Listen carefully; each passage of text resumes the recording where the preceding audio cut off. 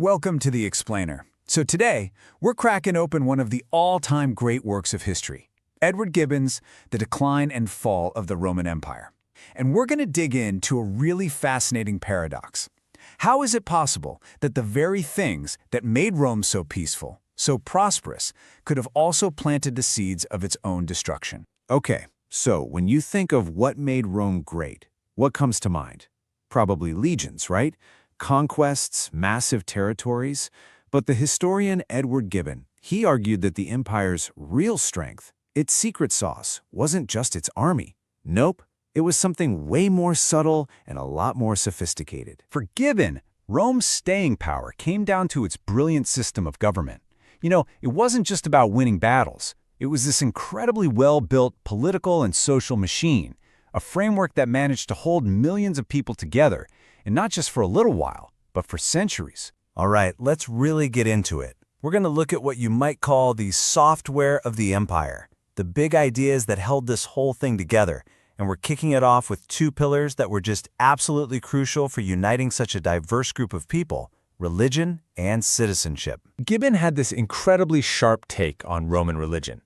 See, he realized it wasn't really managed as a matter of faith, but as a political tool. Think about it this way. For the average person on the street, the gods were totally real. For the philosophers and the elite, probably just myths. But for the government, for the magistrates, all of it was incredibly useful for keeping the peace. And this really practical approach led to something Gibbon called a republic of gods. It's a great phrase. Instead of forcing everybody to worship Jupiter, Rome just absorbed local gods into its own system. They really didn't care if you were praying to the Egyptian goddess Isis or some Celtic deity, as long as you paid your taxes and didn't cause any trouble. It was all about social order. So, if Rome was inclusive with its gods, it was even more revolutionary when it came to its people. This brings us to that second pillar of unity, their absolutely genius approach to citizenship. It completely changed the game and redefined what it even meant to be a Roman. And this just perfectly shows the difference, right? You look at the Greek city-states, Athens, Sparta, and they were obsessed with bloodlines. They hoarded citizenship like it was gold, and what happened? Their populations shrank. Rome did the exact opposite. They saw citizenship as a tool for growth. They gave it to conquered peoples, to allies, even to former slaves. And in doing so, they turned would-be enemies into fiercely loyal Romans. And the results? Just look at the numbers. They're stunning. While Athens is shrinking, the number of Roman citizens is just exploding. And get this, the grandsons of the Gauls who fought against Julius Caesar could, a few generations later, become Roman senators. That kind of ambition, instead of being a threat to the state, was channeled directly into making the state even greater. It's brilliant. Okay, so we've got the social glue, the software. Now let's talk about the physical hardware that connected this massive society. Because this wasn't just an empire of ideas, it was an empire built on incredible, tangible things. Infrastructure that led to a level of prosperity the world had just never seen before. Gibbon puts the population at around 120 million people. Just let that sink in.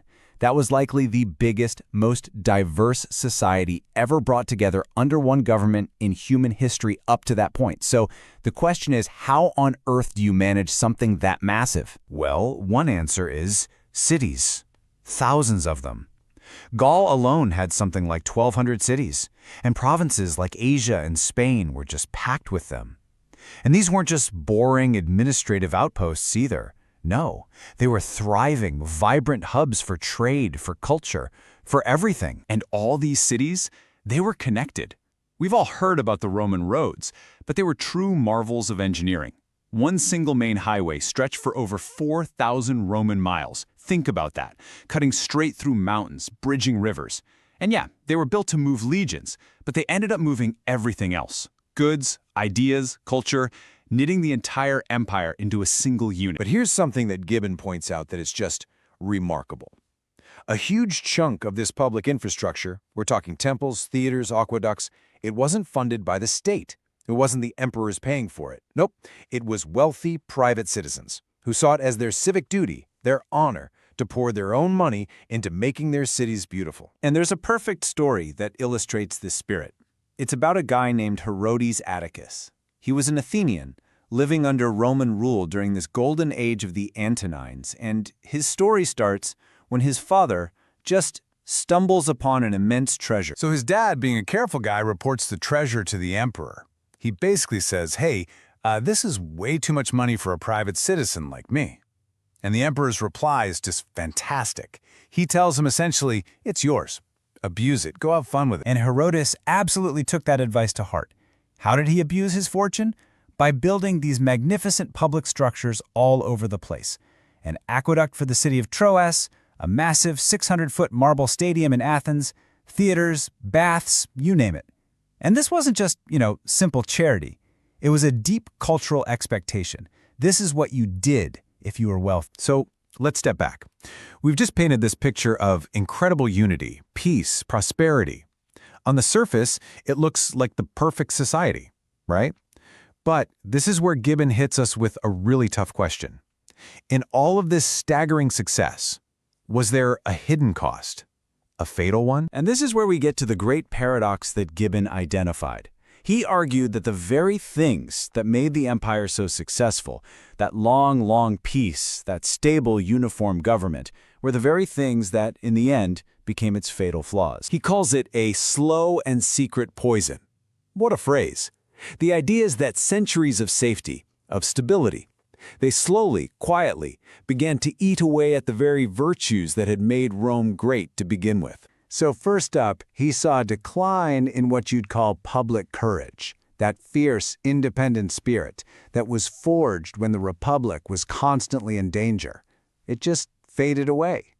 I mean, why would you risk your life to defend the borders when you could just pay a mercenary army to do it for you? People became detached. They were treated into what Gibbon calls the languid indifference of private life. They got comfortable. And it wasn't just courage. He saw the exact same decline in genius. That golden age of groundbreaking poets, orators, and thinkers, it was replaced by what Gibbon unforgettably calls a cloud of critics, compilers, and commentators. Ouch. People stopped creating anything new or bold. Instead, they just made safe, sterile copies of the old classics. The creative fire had gone out. And Gibbon quotes this philosopher, Longinus, who just nails this idea with a really powerful metaphor.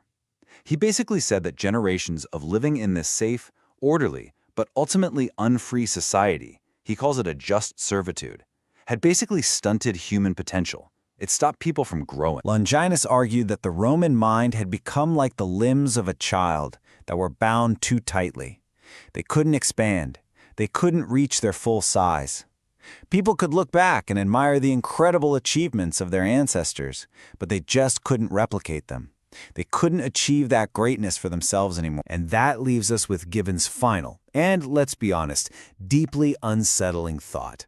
He's suggesting that maybe, just maybe, the price of perfect safety and stability is human greatness itself.